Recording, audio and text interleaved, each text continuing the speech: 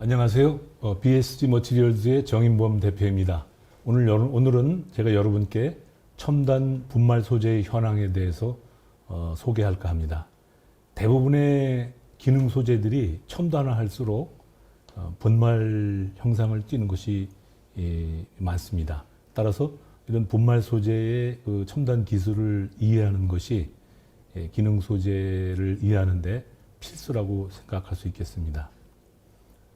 오늘 이 분말 소재는 원래 제1강 그 분말 소재 현황부터 특성 평가, 제법, 후공정, 표면 처리, 성형 공정, 소결 공정, 응용 분야 등 총 9강으로 이루어진 그 강의라고 할 수 있습니다. 그래서 나중에 혹시 기회가 주어지면은 이런 9강의 그 내용을 듣게 되면 이 분말 소재에 대한 완성도를 높일 수가 있게 되겠습니다. 오늘은 제1강으로 첨단 분말 소재의 현황에 대해서 소개해 드리겠습니다. 모든 기술이 마찬가지지만 특히 이런 공학 기술은 빌드업, 기초부터 응용 분야까지 체계적으로 쌓아 올리는 것이 이해를 돕는 데 가장 기본적인 원칙이라고 할 수 있겠습니다. 여러분들 지금 화면에 분말이 하늘로부터 떨어지는 것을 볼 수 있습니다. 일반적인 그 고체라고 보기에는 다른 모습들이죠. 그래서 우리는 이런 분말들을 이 한자로 분, 또 영어로 파우더, 독일어로는 풀버, 우리말 고유의 말로는 가루라고 하죠. 일본 말로는 고나라고도 하고, 이런 분말들을 자세히 살펴보면은 우리 이 물질의 3태인 기체, 고체, 액체의 성능을 모두 가지고 있어서 사실은 어떤 이들은 이 분말이 제4의 그 형상이라고 얘기를 합니다. 이 분체가요. 그래서 이 분말은 고체 형태를 띠기도 있기도 하지만 또 형상을 자유롭게 변화시킬 수 있기 때문에 액체의 성질도 가지고 있습니다. 또 우리 하늘의 공기 중에 많은 그런 기체들이 날려다니고 있죠. 기체 형상으로 분말들이 날아다니고 있죠. 기체의 그 특성도 갖게 돼서 분체는 이런 액체, 고체, 기체의 세 가지 정질을 모두 가지고 있는 그런 재료라고 할 수 있습니다. 자, 그러면 분말은 무엇이냐? 이걸 한번 간단하게 정의를 한번 해보죠. 화면에서 보시는 것처럼 이건 이제 주사 전주 현미경으로 고별로 관찰한 분말의 형상인데요. 우선 첫 번째로 여러분들 주사 전자 현미경 그림에서 보는 것처럼 이 고체이긴 한데 세분화되어 있고 또 각 부분이 서로 구속되지 않은 그런 형태를 가지고 있다는 게 분체의 가장 기본적인 특성 중에 하나입니다. 두 번째로는 일반적인 재료는 대개 크기라든지 또는 무게라든지 부피라든지 이런 것들이 표준적인 어떤 그런 레벨을 갖게 됩니다. 그러나 분말은 기본적으로 확률 통계적인 특성을 갖는다는 게 가장 기본적인 특성이라고 할 수 있겠어요. 그림에서 보시다시피 우리가 사이즈가 같은 모노 사이즈의 분말을 만드는 것은 현실적으로 불가능합니다. 세 번째 중요한 특징은 표면 특성이 전체의 거동에 대해서 지배적이다라는 것이 분체가 가지고 있는 가장 기본적인 특성입니다. 왜 그러면 벌크로부터 이런 분말을 만드냐? 모든 반응은 물질의 표면에서 일어납니다. 따라서 그런 반응을 제어하려면 물질의 표면적을 제어하는 것이 필수적입니다. 그래서 표면적을 키워서 물질의 반응 속도를 빠르게 하고 싶을 때는 재료의 표면적을 키우는 유일한 방법은 벌크를 분말화하는 것입니다. 그래서 분체의 가장 중요한 특성 중에 하나가 표면 특성이 전체의 거동에 대하여 지배적이다 이렇게 말씀드릴 수 있어요. 자, 이거는 제가 작성한 이제 파우더 틀인데 이 뿌리 부분에 해당되는 여러 가지 그 분체에 대한 기술, 공정 기술 이런 것들이 모여져서 아주 많은 분야의 파우더의 응용이 가능해지게 되어 있습니다. 그래서 뭐 초미 분체라든지 운송 공급, 또 계측, 분급, 혼합 분산 등등 여러 가지 분체를 핸들링하는 기술들이 모여져서 위와 같은 다양한 분야의 분체들이 사용이 가능한 그런 특성을 갖게 되는 것입니다. 뭐 여기에 지금 명기드린 한 20가지 응용 분야 이외에도 우리 실생활에서 분체가 그 미치는 영향은 생각보다 어마어마한 그런 분야에 다양하게 응용이 되는 것을 알 수가 있습니다. 자, 그래서 오늘은 크게 5가지의 분말 제조 기술을 소개해드리고 그런 그 제조 기술별로 응용 분야가 어떤 것들이 있는지 소개해드리도록 하겠습니다. 먼저 컨벤셔널 프로세스, 전통적인 방법으로 분말을 제조하는 기술을 소개해드리면은 먼저 첫 번째로 분사 기술, 다시 말하면 영어로 애토마이징 기술. 여러분들 여름에 파리 약을 뿌리듯이 금속이나 또는 물질을 액상화시켜서 그 액상을 스프레이 해가지고 급냉 응고시켜서 분말을 만드는 방법입니다. 오른쪽에 분사법으로 만들어진 동분말을 알 수가 있습니다. 대량 생산에 적합한 기술이라고 할 수 있습니다. 또는 기계적인 밀링을 위한 분말 제조 기술. 이런 밀링 프로세스에 의하면은 오른쪽 밑에 있는 것처럼 편상의 분말도 가능하고 그 다음에 미크론 단위의 사이즈의 크기 제어가 가능하다는 게 장점이 되겠습니다. 세 번째로는 화학적 반응에 의한 분말 제조 기술입니다. 리덕션 또는 파이로레시스 프로세스에 의해서 만들어지는데 미크론 단위의 거의 모노 사이즈에 해당되는 분말 제조가 가능하고 또 표면 제어를 자유롭게 할 수 있다는 것이 장점이 되겠습니다. 네 번째로 이제 전기화학적 기술을 이용한 분말 제조 기술입니다. 이건 속출법이죠. 전기적인 속출법인데 오른쪽에 보시는 것처럼 전해동이라고 불리는 이 분말의 형상을 보면 나뭇잎처럼 생겼습니다. 이렇게 특수한 형상의 분말을 만드는 것은 이런 전기화학적인 방법 아니고는 만들 수가 없는 거죠. 그래서 이제 이런 분말들의 기본적인 응용 분야를 살펴보면은 과거에서부터 이제 분말 야금 프로세스에 의한 자동차 부품이나 또는 기계 부품의 그런 여러 가지 그 부품들을 우리가 볼 수가 있고요. 그다음 자성 재료, 또 이 전극 재료, 방열 재료, 전자파 차폐 제어 재료 이런 것들이 분말 프로세스로 전통적인 방법에 의해서 만들어지는 분말 프로세스로 응용되는 분야입니다. 최근에는 에너지, 퓨얼셀이라든지 뭐 이런 쪽에 총매 이런 데 분체가 사용하지 않으면 안 되게 되어 있고요. 그 다음에 의료 분야, 바이오 쪽에 그 3D 프린팅을 이용한 그런 분야들이 이제 대폭 확대되고 있고요. 환경, 또 좀 지식 정보, 심지어는 문화 콘텐츠까지 이런 분체 기술이 다양하게 사용이 된다고 할 수 있겠습니다. 자, 이거는 이제 여러분들한테 그 분말이 얼마나 다양하게 사용될 수 있는지 한 예를 보여준 건데, 우리 실생활에서 이제 스마트폰이 가장 이제 필수적인 소지품이 되었죠. 이 스마트폰이 과거에 처음 나올 때는 이 냉장고라고 불렀어요.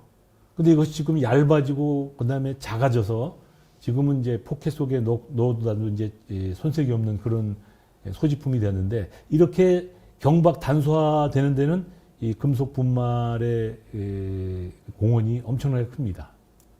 지금 이 휴대폰에 들어가 있는 여러 가지 다양한 분야의 분말들을 볼 수 있어요. 대부분 더 미크론 단위의 그런 아주 작은 사이즈의 분말들이 수십 가지가 적용이 되어서 이런 얇고 작은 스마트폰이 가능하게 된 것입니다. 만약에 이런 분말들이 없었다면 아마도 지금 같은 그런 사용이 편리한 스마트폰은 불가능했을 거라고 그렇게 보시면 될 것 같습니다. 다음에는 이제 자동차입니다.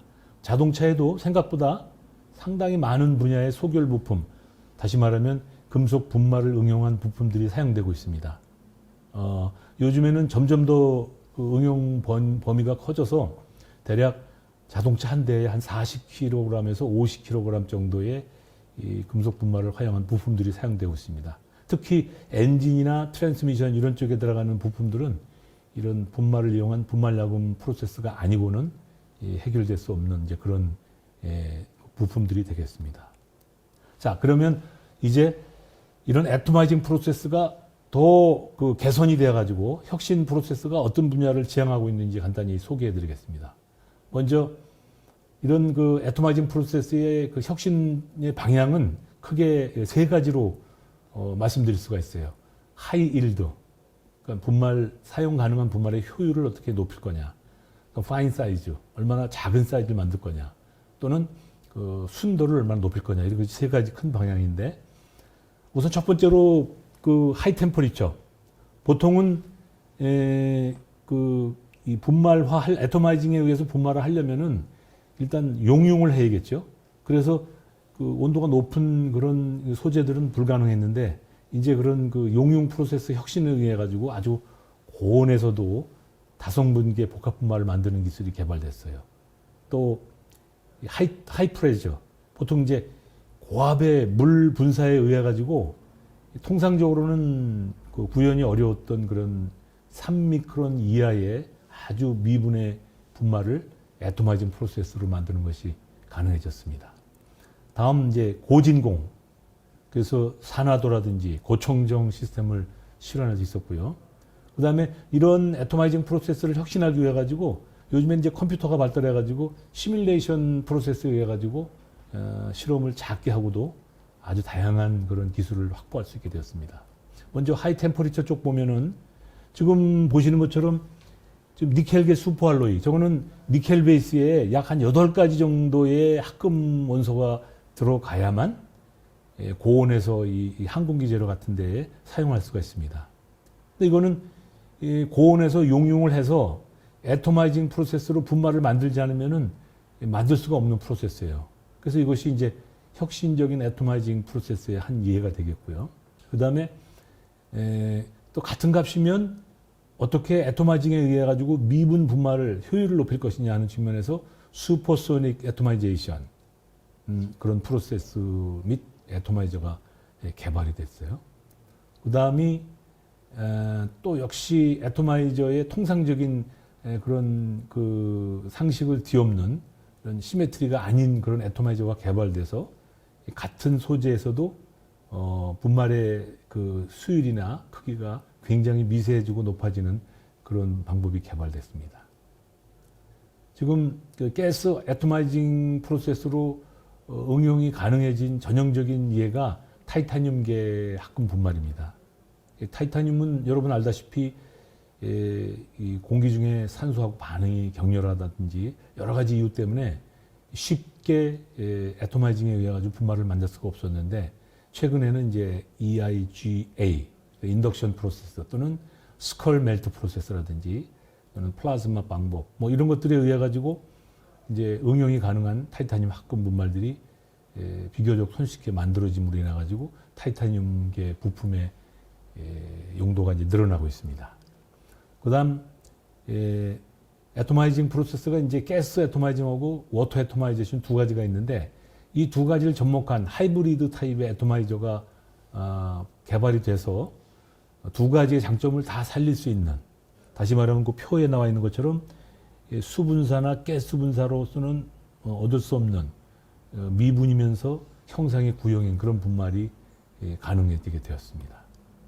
워터 애토마이징도 일반적인 워터 애토마이징은 이 펌프가 약 300kg 포스 정도의 압력에서 만들어지는 것이 가장 이제 최고의 압력이었는데, 최근에는 고압 펌프의 어떤 원리를 응용해 가지고 1000kg 포스 정도의 압력에서도 애토마이징이 가능해지니까 지금 밑에 그림에서 보시는 것처럼 이게 동분말인데 사이즈가 1.5미크론의 구형의 분말이 애토마이징 방법으로 얻어지는 그런 놀라운 결과들이 나왔어요. 근데 이런 분말들은 지금 MLCC의 그 외부 전극 같은데 대량으로 사용되고 있습니다. 그다음에 애토마이징 시뮬레이션, 이거는 이제 컴퓨터 발달에 의해 가지고 실제 그 실험을 하지 않고도 상당한 부분의 시뮬레이션을 통해서 그 애토마이저 근방의 용탕이라든지 가스의 어떤 그 거동을 이해함으로 인해 가지고 애토마이징 기술을 좀 더 혁신화할 수가 있게 됐습니다. 여러 가지 지금 시뮬레이션 결과를 보여주고 있고요. 이런 시뮬레이션을 좀 더 현실화하려면은 실제 애토마이징 되는 부분을 고속 카메라로 촬영해서 시뮬레이션하고 연동하는 그런 작업이 필요합니다. 이게 지금 현재 애토마이징 하는 거를 이제 고속 카메라로 찍은 거예요. 이제 가스 분사에 의해 좀 난류가 생기죠. 그래서 이제 일정 기간이 지나면 스테디 스테이트가 되면은 일정한 이제 형상의 애토마이징이 되는 것들을 시뮬레이션하고 연동해가지고 보완을 하는 그런 프로세스라고 할 수 있겠습니다. 자, 이제 그러면 이런 그 혁신 애토마이징 프로세스로 얻어진 분말의 응용 분야를 살펴볼게요. 우선 소결 분야입니다. 여러 가지 합금 분말이 얻어짐으로 인해 가지고 자동차나 기계 부품, 자성 쪽에 분말 야금 공정에 이제 혁신이 일어났고요. 그 다음에 오일 임프리그네이티드 베어링, 보통 오일레스 베어링이라고 하죠. 이미 베어링에 오일이 함침돼 있어서 수명할 때까지 별도로 오일을 넣지 않아도 되는 자동차 같은 경우에 이런 오일레스 베어링이 뭐 몇십 개씩 사용됩니다. 그런 모터 쪽에. 그런 것도 과거에는 이제 프리믹스드 타입으로 베어링을 만들었는데 지금은 프리 알로이드 해가지고 훨씬 더 우수한 그런 베어링이 가능해졌습니다. 그 다음이 이제 자성 소재입니다. 일반적인 자성 소재는 대부분 이제 페라이트계가 주도하고 있었는데 직류 중첩 특성, 마그네틱 필드가 커짐으로 인해 가지고 이제 페라이트 가지고는 사용이 어려운 그런 영역이 생겼어요. 특히 이제 전기 자동차나 하이브리드 자동차 같은 그런 응용 분야가 생기면서 이제 금속계 자성 소재를 사용하지 않으면 안 되는 그런 분야가 생겼는데 이런 것들도 이제 애토마이징 프로세스의 혁신에 의해서 가능해졌어요. 그런 그 마그네틱 소재의 응용 분야를 보면은 지금 오른쪽 위에 있는 게 그 도요타의 프리우스입니다. 이 프리우스는 이제 하이브리드 자동차인데 배터리에서 모터까지 짧은 시간에 전원을 승합을 시키거나 감압을 시키는 그런 인버터에 이제 이런 자성 소재가 들어가는데 지금 인버터를 한번 내부를 살펴보면 인버터 내부에 그 동선이 감겨 있는 그 인덕터가 엄청나게 큰 게 있죠. 나머지 부품들은 대부분 더 SMD화되고 소형화되는데 이런 그 자성 소재만큼은 아직도 각 회사별로 표준화가 안 된 상태로 이렇게 큰 상태로 사용됩니다. 그래서 이런 그 부품을 위해서는 얼마나 그 자성 소재 분말이 잘 만들어지냐가 이제 관건이 되겠어요. 태양광 요즘에 붐입니다. 태양광은 여러분 알다시피 만들어질 때는 DC, 직류로 만들어지고 일반 가정에서 사용할 때는 AC, 교류로 바뀌어야죠. 그런 DC를 AC로 바꾸는 과정에서 여기 있는 이런 이 리액터라고 하는 자성 부품이 필수적으로 들어갑니다. 이런 것들이 다 자성 소재 분말로부터 출현된 거예요. 지금 이 오므론사의 이 태양광용 인버터인데 그 안을 들여다보면은 저렇게 큰 사이즈의 리액터가 자리를 차지하고 있죠. 그다음 메탈 인젝션 몰딩, 뭐 여러분 잘 아실 거라고 보입니다. 그러니까 일반 플라스틱 사출 성형의 원리를 이용해 가지고 메탈에 적용된 건데 이런 메탈 인젝션 몰딩을 위해서는 여기 명기 드린 것처럼 다양한 분야의 분말이 대개 한 20 마이크로메타 이하의 그런 분말이 만들어지지 않으면은 양호한 메탈 인젝션 몰딩이 불가능합니다. 이런 것도 이제 분말 제조 프로세스의 혁신으로 가능하게 된 거죠. 또 서멀 스프레잉, 이 표면을 특별히 처리하는 그런 용도의 그 프로세스는 지금 그 그림에서 보신 것처럼 아주 구형의 사이즈가 균일한 어떤 그런 분말이 만들어지지 않으면은 이런 서멀 스프레잉으로서 좋은 표면 특성을 나타내기가 어려워요. 이것도 애토마이징 프로세스의 혁신으로만 가능합니다. 이거 이제 용사 원리를 좀 말씀드린 거고요. 또 이 서멀 스프레잉 말고 콜드 스프레잉이라고 그래가지고 스프레이해서 표면을 처리하는 온도가 600도씨를 넘지 않도록 해야만 분말이 가지고 있는 고유한 특성을 유지할 수가 있어요. 이럴 때 사용되는 분말들도 대부분 이런 이 분말 프로세스 혁신으로만 가능한 그런 분야가 되겠습니다. 메탈 포밍, 이거는 이제 그 디젤 엔진이 여러 가지로 좋지만 특히 이제 이 환경에 유해한 가스가 나오는 게 문제죠. 보통 낙스라고 하는 그런 가스들. 그래서 디젤 기관들은 반드시 배출 쪽에, 배기가스 쪽에 그런 낙스나 이런 것들 유해한 성분을 제거하는 그런 장치들이 붙어 있어요. 촉매에 의해 가지고. 그런 촉매가 보통 백금계 촉매를 쓰는데 그 촉매 양을 줄이고 효율을 최대화하기 위해서 이 그림에서 보시는 것처럼 이렇게 다공성의 필터에다가 촉매를 코팅해가지고 쓰고 있어요. 이럴 때도 이 디젤 엔진에서 나오는 그 가스의 온도가 아주 높으면 거기에 사용되는 이런 다공성 소재가 고온에서 견딜 수 있는 그런 합금 분말로 만들지 않으면 안 됩니다. 이것도 분말 애토마이징 프로세스의 혁신에 의해서 가능합니다. 히트파이프.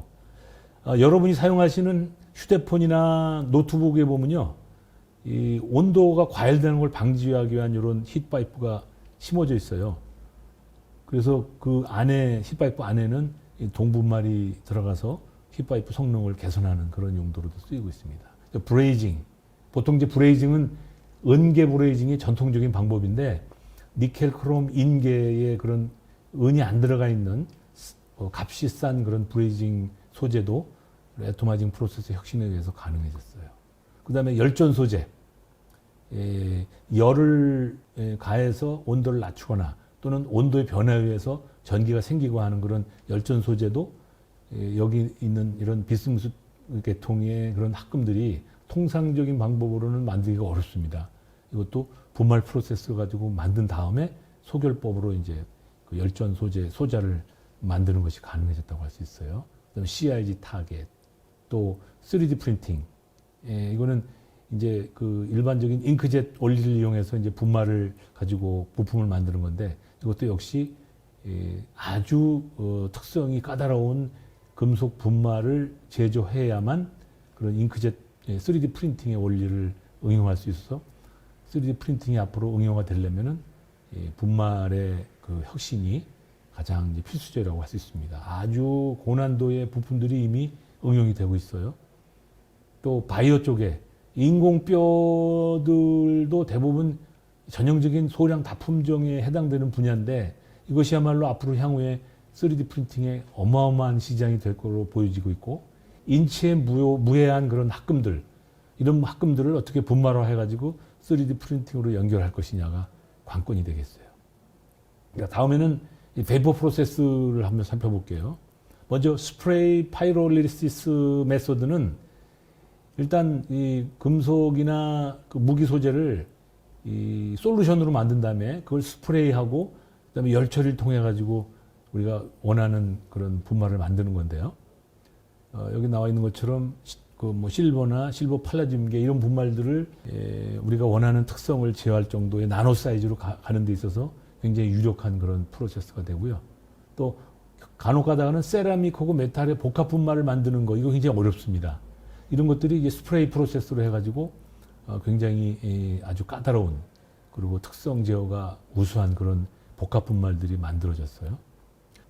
심지어는 분말을 플레임 프로세스로 만들어요. 플레임 애토마이징이죠. 그래서 일반적인 애토마이징으로는 할 수 없는 그런 세라믹 계통이나 이런 것들의 나노 소재 복합 분말은 이 플레임 프로세스 가지고 만들 수가 있어요. 플레임 방법으로 온도가 한 3000도 이렇게 되는 온도가 가능하기 때문에 가능하고요.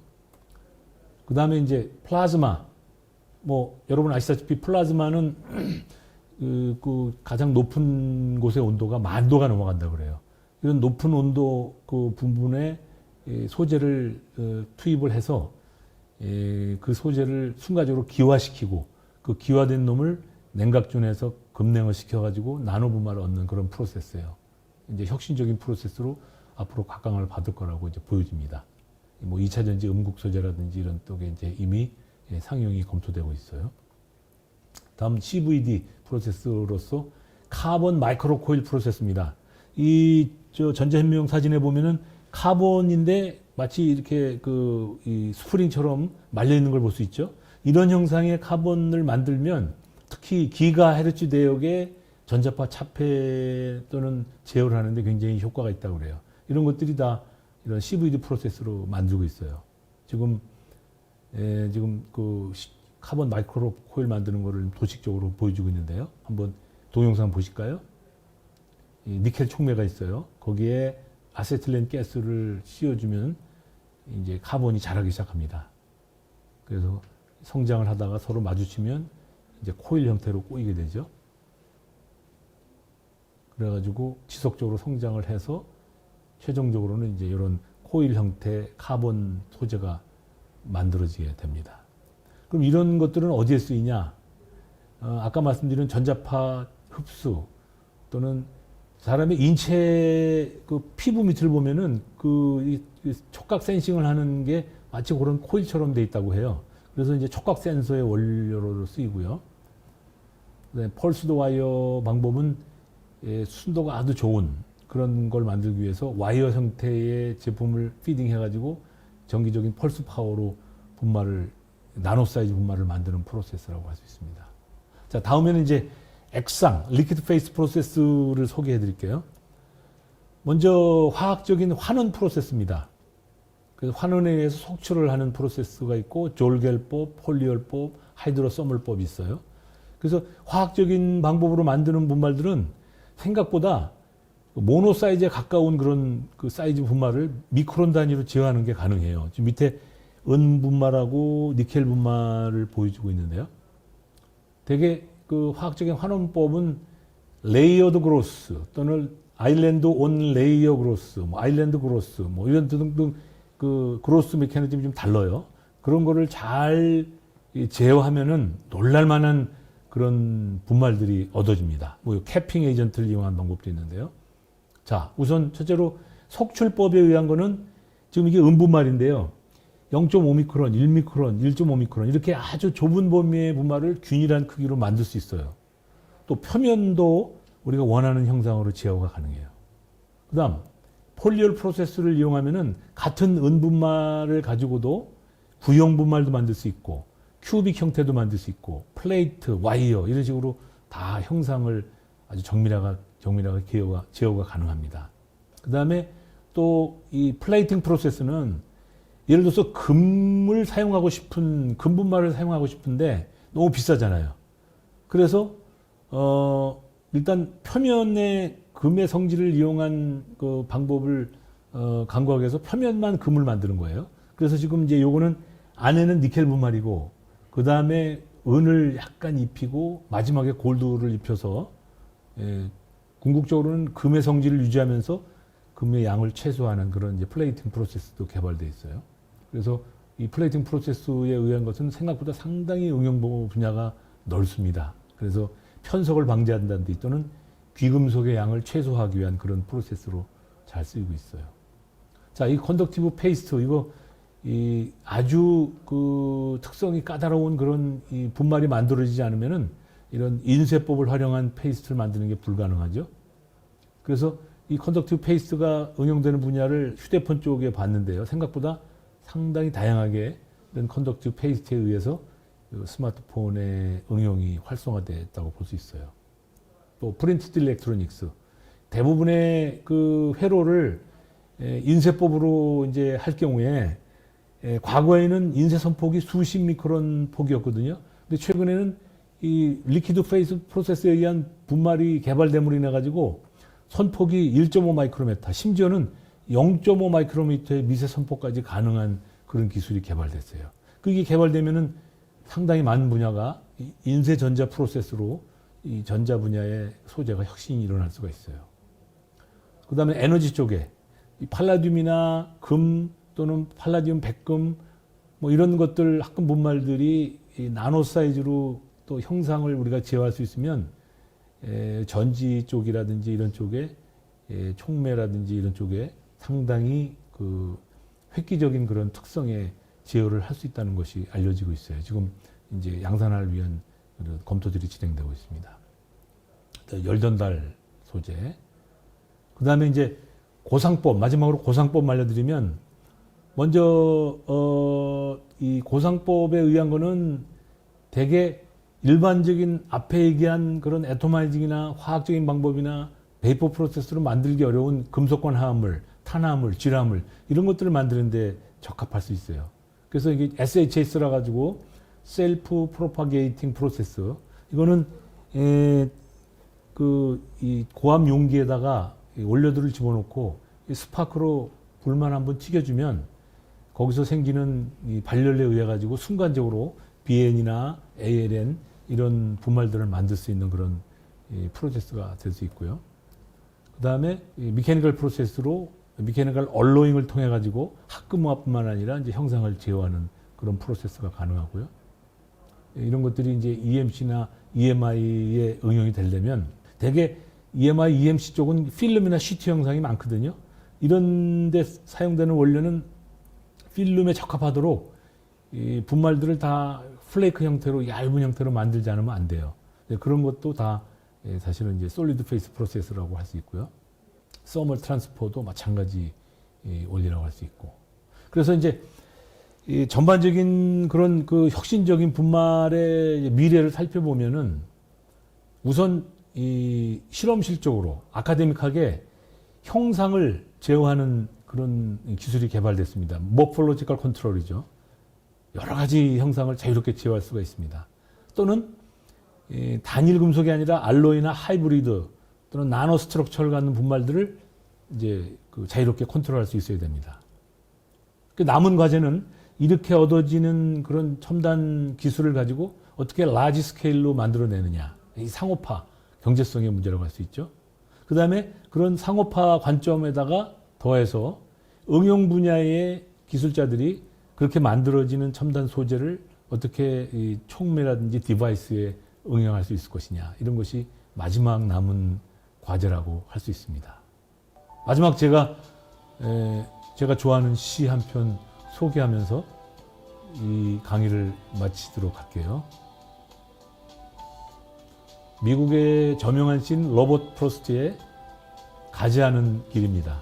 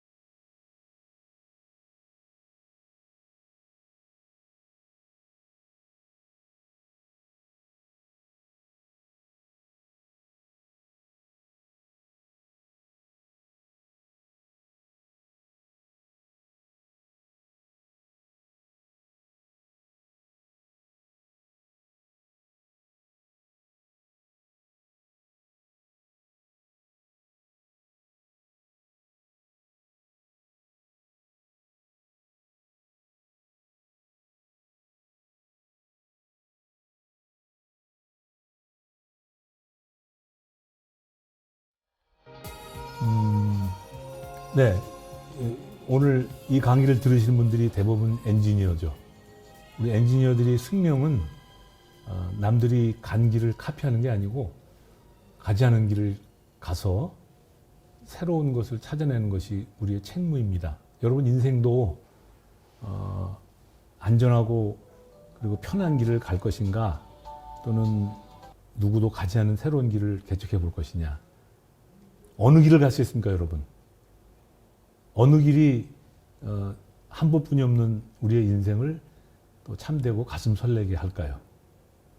아침에 일어났을 때 여러분들이 하는 일을 위해서 가슴 설레는 그런 삶을 살기를 바라는 마음을 갖고 오늘 이 강의를 마치겠습니다. 감사합니다.